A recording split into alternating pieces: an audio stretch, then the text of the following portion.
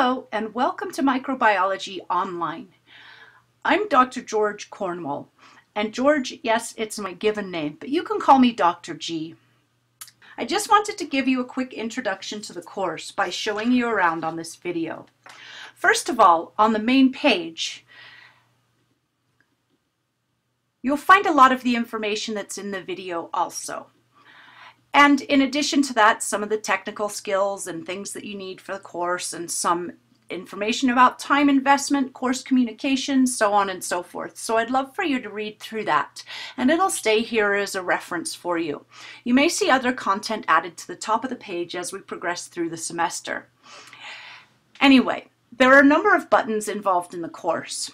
Under the Announcements tab, you'll be able to see all the different announcements for the course. And the neat thing about announcements and messages and such within this course is you get to choose how and when and how often you receive announcements. For example, you may choose that you want to know exactly when something's graded,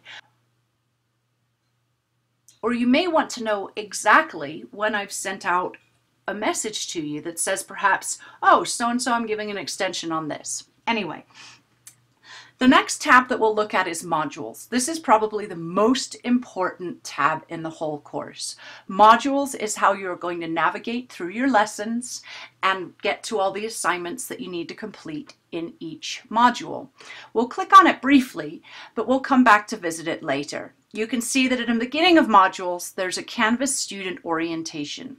A number of different resources that will help you understand how to navigate in Canvas, how to customize notifications and such, and communicate with instructors, keep track of your grades. All the tutorials that you possibly need will be here.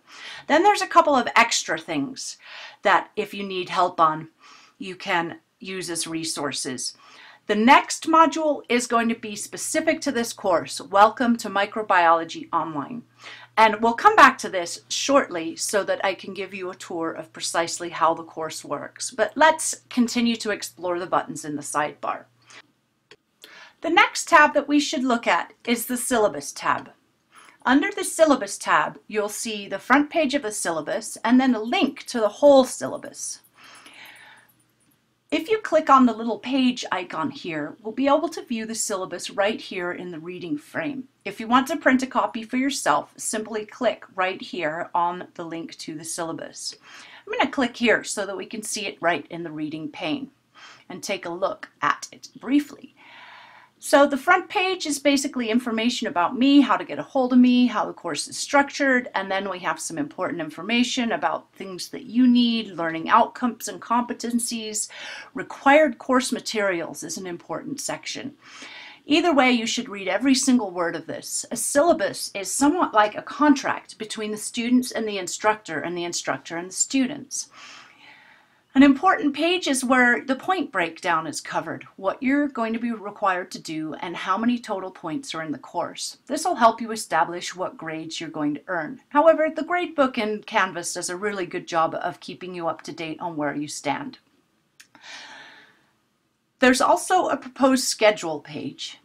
This is important. I think you should print this one out and stick it to your refrigerator so that you can keep track of where we are in the course. There's other course policies, drop withdrawal policies, all the things that you really need to know about the course in general. Anyway, the next tab will be discussions. The first discussion that you'll be required to do is in the first couple of days of the course. It'll be an introduction to yourself discussion. You'll see that we have the introduction here. I've left all the discussions open. Here, in my introduction, I'll give you a little bit of insight on how to introduce yourself in the course. And then there's the microbe posts. The microbe posts are where we'll do our primary discussion in the course. We won't see that until we get to about the third week of the course. However, you can preview what's expected during the microbe posts. Another tab that's important is our grades, of course. Canvas does a really good job of laying out your grades and showing you what the score could be and what you earned for your score. Here is where you'll come to see any comments that I've made on your submissions. Sometimes you may be required to click specifically on the link in order to see a media comment or perhaps detailed feedback that I've included in a rubric. But the Grades tab is where you're going to stay connected with how you're doing in the course. The People tab, on the other hand, is how you'll keep track of the people in the course and connect with them. Once you click on People, you'll see a nice list of who's in the course. This allows us to communicate with each other without actually exchanging any information.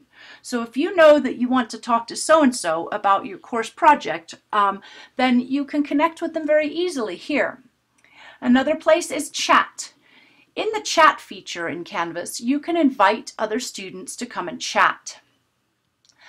And then there's the Conferences tab. Conferences is a little bit more powerful than Chat. In Conferences, we can actually meet online. However, I haven't got it set up yet in this demonstration. I'll often hold office hours in conferences because it's a really effective way for us to connect with each other. And finally, the CMC Libraries tab. This is a really important tab in the course, especially when we get to doing our microbe posts. This is how you're going to access the library without having to get a library card.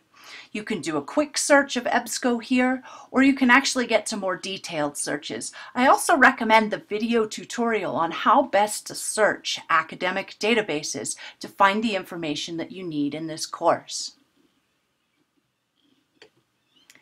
Anyway, let's go back to the home page. We need to take a little bit deeper of a view into the modules of the course. As we click on modules, again, we have the orientation module, the extra help module, and then getting set up in microbiology. When you click on Let's Get Started, you'll come to a page where I tell you precisely what we need to do in order to get set up in the course. And then how to get connected in Connect, which is the platform that we're going to be doing the majority of our assignments and testing in. So this video will show you exactly how we get set up in Connect, and then you can go to the next page where we'll actually get set up in Connect. And again, the video tutorial on the How We Get Started page will show you exactly how to get to that. So I'm going to click back to modules now, and let's take a look at how the course works. So the first section of every module will include all the labs and microbe posts and extra assignments that you need to do during this module, and you'll also be displayed some of the due dates. Then we start moving through the chapters. Each chapter has a heading, and under the chapter heading there'll be a page that is the outline and learning outcomes for that chapter. So as you look through the outline and learning outcomes, it'll tell you all of the different learning outcomes or learning objectives for the chapter. These can work really well as a study sheet to see if you understand all the things that you need to before you take the exam. On the following page, you'll get to all the lecture materials for that chapter. Here you can see the lecture notes. Again, you can preview the document right here in the reading pane. You can print out this document if you like, or download it and type on it if you like. And you can take notes right in these spaces next to each slide that I provide during lectures. Further down the page, you'll see each lecture. Now, each of the lectures I have are in YouTube. Here's a link to the playlist that I have in YouTube. You may choose to subscribe to the playlist and just have your lectures ready to go on your mobile device anywhere you choose. Or you can play them right here in the reading pane. As you click on the lecture, you know how it goes. You can click to make it full screen, see the full screen, so on and so forth. Hello, I'm Dr.G. Either way, they're lectures in PowerPoint. I'll go through all the various sections of the chapter and give you information that you need in order to be successful in the course.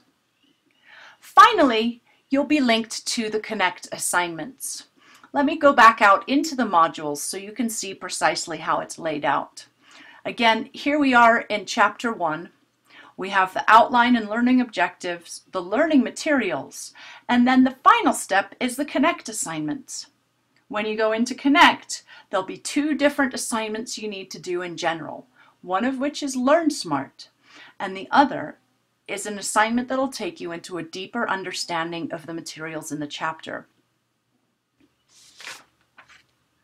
Now, there are a couple of alternate ways to see what's due in the course. The next one I'll show you is the calendar.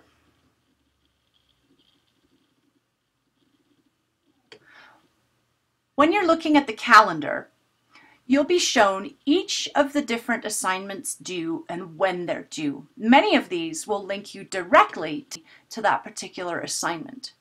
However, the ones into Connect don't link you directly from the schedule, but I really like to take a screenshot of each of these months of the semester of what's due when. Now keep in mind it's what's due when, but not necessarily that you have to do it on that day.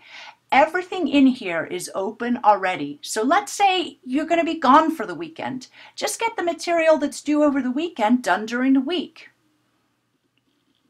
Another way, which isn't my favorite way to see what's due in the course, is by clicking on the Assignments tab. In the Assignments tab, it's going to give you a list of upcoming assignments. Some people like this linear view. I don't prefer it because it's not necessarily the most inclusive. Once again, it's the Modules tab that's really going to definitively give us everything that we need to do in the course. Now let's take a moment and step outside the course, and I'll show you briefly some of the things that you can do to alter your profile and receive notifications precisely when you would like to receive them. The main page, which is sort of like the campus outside of our classroom, will tell you everything that's going on in all of your courses and give you a to-do list of things that you need to do for each of your courses. The inbox is another really important place. The inbox is where we're going to do all of our communication within the course. But if you click on your name, you'll be taken to your profile. You can see here I've created a bit of a profile. If you click on the Edit Profile tab, you'll be given a number of different options. You can put in a little bio. You can tell us the name that you prefer to be called. Let's say that your name in Canvas is not exactly how you prefer to be addressed. Then you can change it right here. You can also manage your registered services. If you prefer to get your notifications through Skype or Twitter or LinkedIn or Facebook, you can do that. Simply click on Manage Registered Services. This is the place where you can add an email address. Let's say you don't use your Colorado Mountain EDU address and you would prefer to get email at your personal Gmail or your Hotmail address. This is where you can add it. You could also add a cell phone number if you prefer to get your notifications via text. The next important tab outside here is Notifications. Notifications is where you set up how often you receive notification. For example, if I change a due date, or you want to know something about changed course content or an announcement, you can simply click that you want to know ASAP, you would like to know once daily, you would like to know a weekly summary of things that have changed. Grading is something people mostly want to know about right away. I tend to try and get things graded as soon as possible, so you may get feedback within hours of me receiving it. However, sometimes it could take a few days. Either way, you can choose when you would like to be notified. Then about discussion posts. This is important when we come to the micro posts. Perhaps you want to know right away when someone's put some feedback on your post, so you can respond to them right away. Or various conversations in the inbox. Do you want to know when I send you a message that says, hey, I think this is great, or your file didn't upload properly, could you resubmit it? Maybe you want to know ASAP about that. This is something that you might want to play around with. Do you want the notification through your email, your alternate email, as a text message, on Twitter?